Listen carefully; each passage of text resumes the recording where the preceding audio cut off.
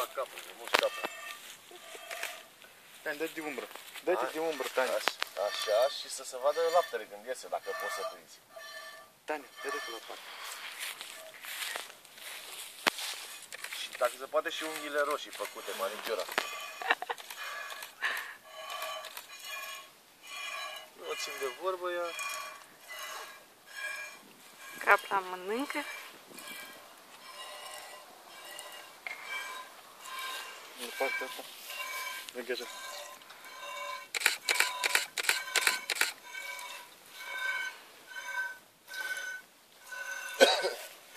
Așa, se vadă laptele cum iese. Se vede.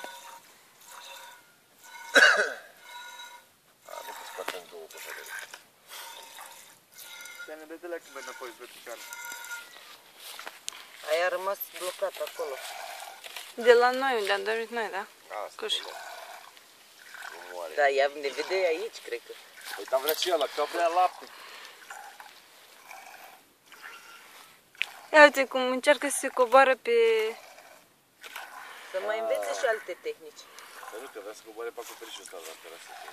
Să încerci. Dar moare de ochi că nu e și aici. Că mereu vine cum mulge în capra.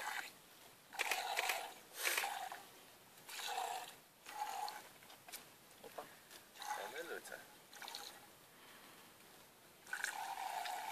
I-am întâlnit toate limba.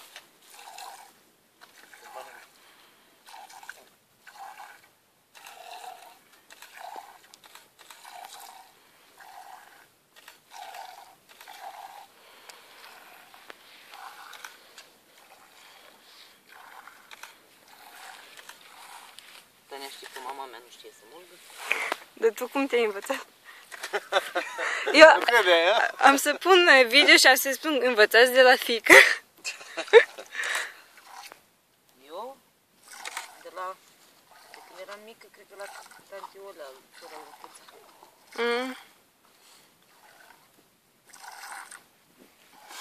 Acum nu prea mai are, nu trec mai greu. Stai. Ușor, nu place.